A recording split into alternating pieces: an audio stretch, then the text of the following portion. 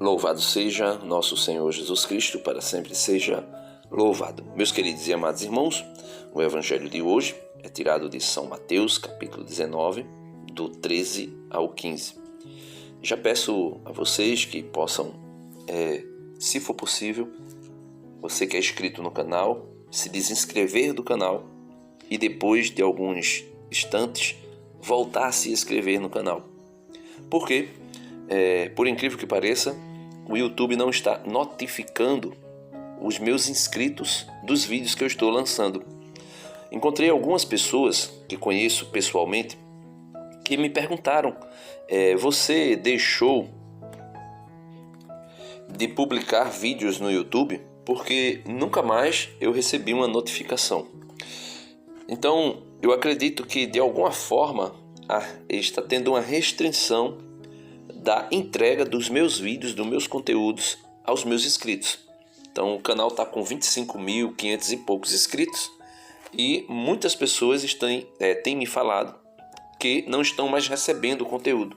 Então, se você é inscrito aqui no canal, se desinscreve no canal, depois volta a se inscrever novamente no início, assim você se inscreve, poucos minutos depois você se desinscreve, depois volta a se inscrever, curte o vídeo, comenta alguma coisa, nem que seja um amém ou coloca uma mãozinha lá, alguma coisa.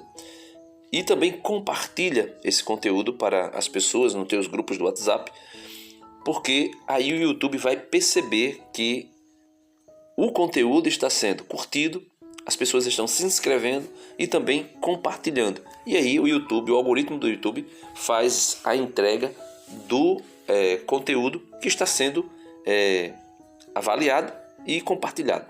Então, deixando isso de lado, voltemos à reflexão do Evangelho. O Evangelho é tirado de São Mateus, capítulo 19, versos do 13 ao 15.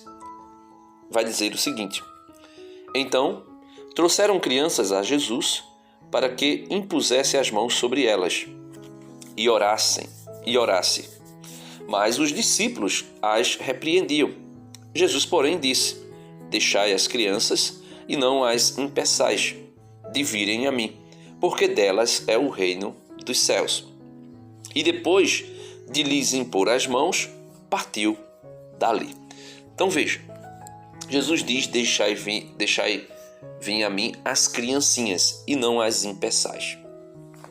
Existe uma mentalidade no mundo protestante, principalmente nas igrejas neopentecostais, de que as crianças não devem ser batizadas, não devem ser levadas a Jesus para serem batizadas e se tornarem, a partir do batismo, filhas de Deus, filhas do Altíssimo, irmãs de nosso Senhor Jesus Cristo e nossas irmãs na fé. E a partir do batismo, deste novo nascimento, as crianças terem uma vida na graça de Deus. E essa mentalidade já foi censurada pelo próprio Cristo, já foi rejeitada pelo próprio Cristo. Basta ler o Evangelho de hoje, versículo 13. Então trouxeram crianças a Jesus para que impusesse as mãos sobre elas e orasse, mas os discípulos a repreendiam. Jesus, porém, disse: Deixai as crianças e não as impeçais de virem a mim, porque delas é o reino dos céus. E depois disso Jesus foi embora. O salmista vai dizer que o louvor mais perfeito é das crianças de peito, das crianças que são amamentadas. Aqui eu queria trazer a interpretação católica a respeito desse texto, numerada em 5 pontos, melhor dizendo. Primeiro, o valor das crianças no reino de Deus. Jesus corrige a atitude dos discípulos, que é a mesma atitude atual dos protestantes, que viam as crianças como irrelevantes ou uma distração para a missão de Jesus. A igreja ensina que no reino de Deus, os pequenos, humildes e dependentes têm lugar privilegiado. O Catecismo da Igreja Católica fala sobre isso no parágrafo 526 ao 544. A frase "delas é o reino dos céus" significa que a simplicidade, a confiança e a pureza são condições para entrar na vida eterna. Mateus 18, 3. E as crianças têm vamos dizer que essas qualidades, essas graças, né?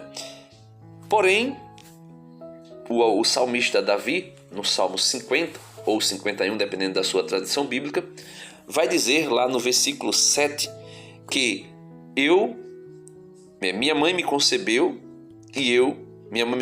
no pecado e eu nasci na iniquidade. Ou seja, todo homem ou mulher que nasce, já nasce no pecado, né? Já nasce como sendo um pecador. E aí é necessitado da salvação, é necessitado da graça de Deus, é necessitado do perdão de Deus. E no batismo, nós cremos que o batismo perdoa o pecado original e dá àquela pessoa a que nós chamamos teologicamente de graça habitual ou graça santificante, que vai manter aquela pessoa na vida de Deus, participando da vida de Deus, né? 2. É a base para a pastoral infantil e o batismo das crianças. A igreja vê aqui um fundamento para apresentar as crianças a Cristo desde cedo, inclusive pelo batismo infantil. Mesmo que elas não compreendam intelectualmente, Cristo as acolhe e comunica a graça, assim como acolheu as crianças desde este episódio. Então, a criança não compreende, mas ela se torna membro da nova aliança.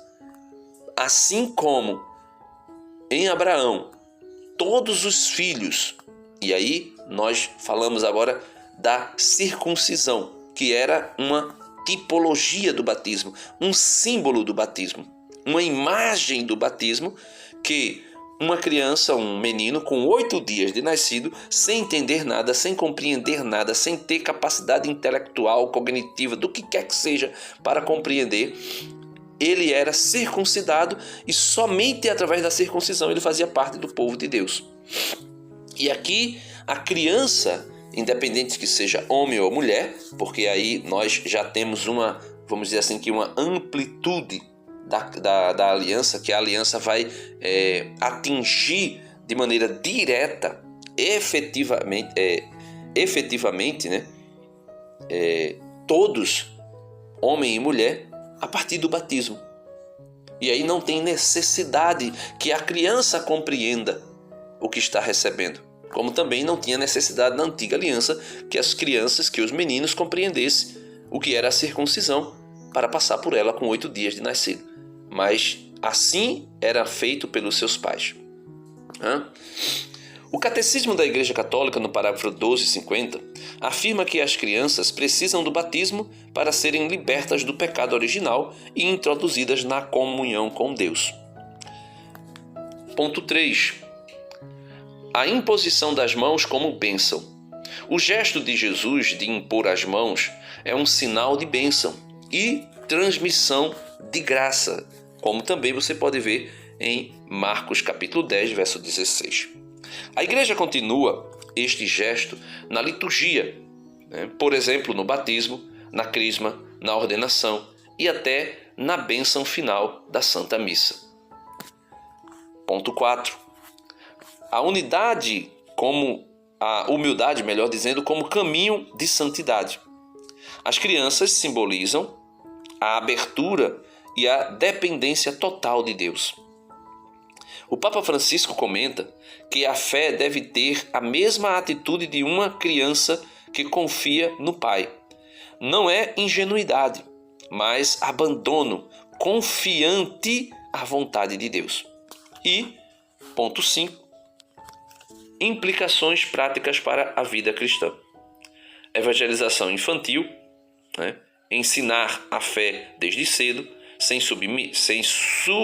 subestimar a capacidade das crianças de ter uma experiência real com Deus. Proteção e dignidade das crianças. A igreja vê nelas a presença do próprio Cristo, Mateus 18:5. Por isso, o cuidado com os pequenos é dever grave, né? Espiritualidade da infância.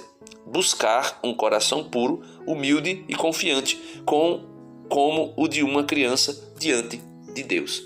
Então, meus irmãos, nós podemos ver que essa atitude de rejeitar as crianças é uma atitude que desagrada a Deus. Ah, não, mas a gente não rejeita. Sim, você pode não rejeitar teoricamente, mas na prática, quando se nega o batismo desde do nascimento, né? Da importância do batismo logo quando nasce, é rejeitar. É rejeitar. É pelo menos, no mínimo, retardar que aquela pessoa tenha uma vida de graça o quanto antes. Uma vida na graça o quanto antes. E logo podemos entender que a graça é um favor imerecido. Então não tem idade para que a graça seja merecida. Ah, não, mas é preciso compreender. Não se compreende a graça. A graça, é dom de Deus. Logo, a igreja entende, né, que nós precisamos levar as nossas crianças a Deus, como levaram essas crianças a Jesus, o quanto antes. E quando alguém diz, não tragam elas para cá, não precisa, elas não compreendem, elas não entendem, elas ainda não têm fé. Assim como Jesus repreendeu, corrigiu e censurou os apóstolos por terem essa atitude, nós também temos com aqueles que negam o batismo, ou seja, negam a graça habitual, a graça do perdão do pecado original às crianças. Por isso, peçamos a Deus a capacidade, o dom, a graça de compreender que nossas crianças precisam do batismo para terem o pecado original perdoado o quanto antes e se tornarem filhas de Deus e terem uma vida na graça. Amém. Deus abençoe você e até amanhã, se Deus quiser.